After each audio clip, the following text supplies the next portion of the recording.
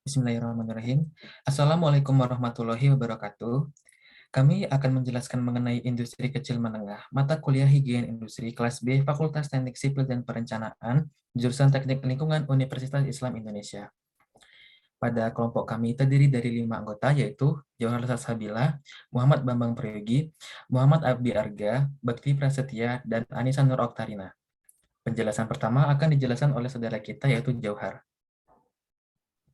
Ya, yang pertama ada pengertian IKM. IKM atau industri kecil menengah adalah sebuah usaha yang memproduksi berbagai jenis produk yang diperlukan oleh berbagai jenis makhluk hidup seperti manusia, binatang, dan tumbuhan. Next. Ya, di IKM ini ada industri makanan, minuman, dan susu. Ini adalah sebuah industri yang akan melakukan pengolahan dari barang setengah jadi maupun barang mentah yang akan menjadi sebuah barang jadi yang memiliki nilai tambah serta memberikan keuntungan. Nah, selanjutnya ada pengertian hygiene industry. Hygiene industry merupakan ilmu dan seni yang ditujukan kepada antisipasi, rekognisi, evaluasi, dan pengendalian faktor-faktor lingkungan atau stres yang timbul dari tempat kerja dan dapat menyebabkan penyakit, gangguan kesehatan, atau ketidaknyamanan signifikan di antara pekerja atau komunitas masyarakat.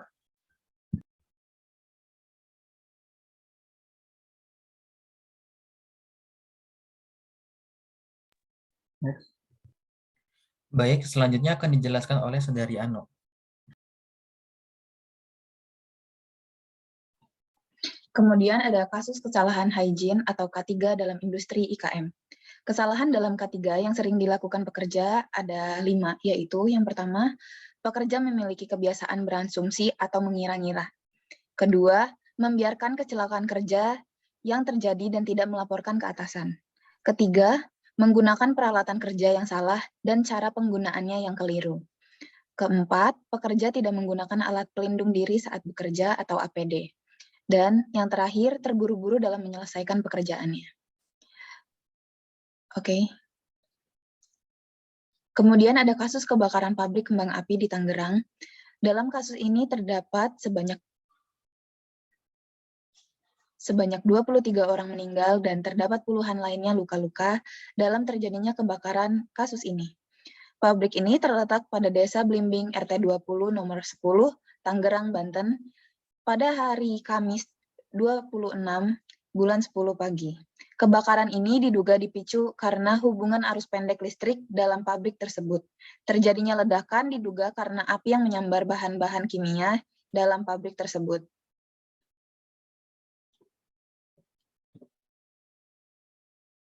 Baiklah, selanjutnya akan dijelaskan oleh saudara kita, Abi. Ya, berikutnya ada analisis kasus. Dalam kasus tersebut ditemukan kelalaian dalam pelaksanaan K3 menurut Permenaker nomor 45 tahun 2020 yang isinya adalah melaksanakan pengelasan di area gudang penyimpanan yang mudah terbakar.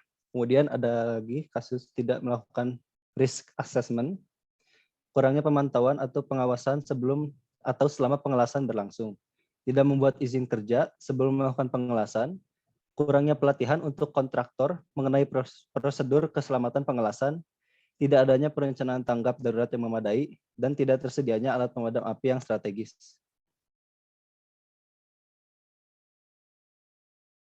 Berikut merupakan foto dokumentasi yang dapat kita temukan di internet mengenai pasca kejadian terbakarnya gudang kembang api.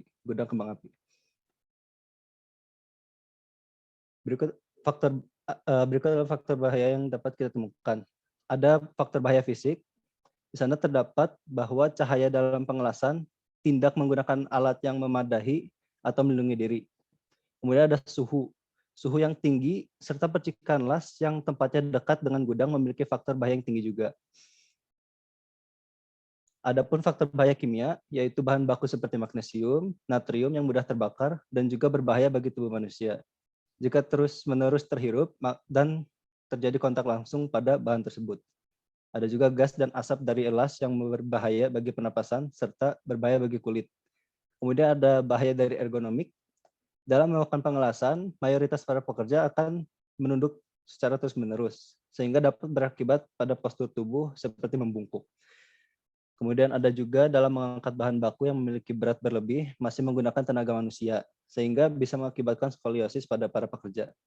Kemudian ada juga faktor bahaya psikologi, yang dimana kondisi kerja yang mewajibkan untuk mengejar target sehingga mengakibatkan stres pada para pekerja. Selain itu, tidak adanya shift juga berpengaruh pada tingginya stres pekerja sendiri.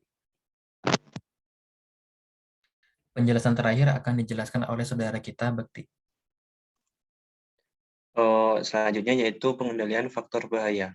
Untuk pengendalian risiko sendiri nantinya dibagi menjadi ada 5, yaitu yang pertama untuk eliminasi, yaitu menghilangkan alat-alat yang sudah tidak layak pakai seperti alat las yang sudah tidak layak pakai. Kemudian untuk substitusi yaitu mengganti alat las yang lebih modern. Sedangkan untuk rancangan yaitu merancang ulang tempat kerja, memindahkan gudang dengan tempat las yang berjauhan agar tidak terjadi kejadian yang sama. Kemudian yaitu untuk administrasi, yaitu melakukan pelatihan kepada para tenaga kerja, memasang tanda-tanda bahaya pada tempat yang berpotensi menimbulkan faktor bahaya tinggi, mengurus izin K3, dan memeriksa secara gratis pada para pekerja. Yang terakhir yaitu APD. Untuk APD sendiri yang diwajibkan yaitu yang pertama yaitu masker, baju pelindung untuk pekerja las, kemudian ada sarung tangan, kacamata khusus las untuk pekerja las, dan bersepatu. Next. Kemudian yaitu program dan promosi untuk pada kasus tersebut. Yang pertama yaitu mempromosikan pentingnya APD di wilayah kerja tersebut. Yang kedua mengadakan pelatihan K3. Yang selanjutnya yaitu penyediaan jalur evakuasi. Kemudian meningkatkan pengawasan keselamatan kerja, terutama untuk APD pada para pekerja. Yang terakhir yaitu melakukan pengecekan berkala keselamatan kerja. Kesimpulannya yaitu dari salah satu kasus yang dibahas di atas diketahui bahwa masih terdapat kelalaian terhadap keselamatan kerja. Para pendiri usaha kecil menengah masih belum memikirkan dengan matang dan serius tentang pentingnya keselamatan kerja bagi tenaga kerjanya. Para pengusaha kecil menengah masih memikirkan bagaimana mendapatkan keuntungan yang sebanyak-banyaknya tanpa memikirkan faktor penting yaitu aspek keselamatan dalam kerja itu sendiri. Hal ini tentu juga menjadi PR bagi pemerintah juga untuk melihat industri kecil menengah untuk meningkatkan keselamatan para tenaga kerja, karena keselamatan para pekerja sangat penting. Selain itu, jika terjaminnya keselamatan dalam pekerjaan, maka akan menambah kenyamanan bagi para pekerja dan dapat meningkatkan keuntungan serta meminimalisir kerugian akibat kecelakaan kerja. Berikut adalah sumber dari yang kita pakai untuk kasus ini dan materi ini. Baiklah, itu tadi adalah presentasi dan penjelasan dari kelompok kami. Terima kasih atas segala perhatian. Mohon maaf atas segala kesalahan. Kepada Allah saya mohon ampun. Wabillahi taufiq wal hidayah. Wassalamualaikum warahmatullahi wabarakatuh.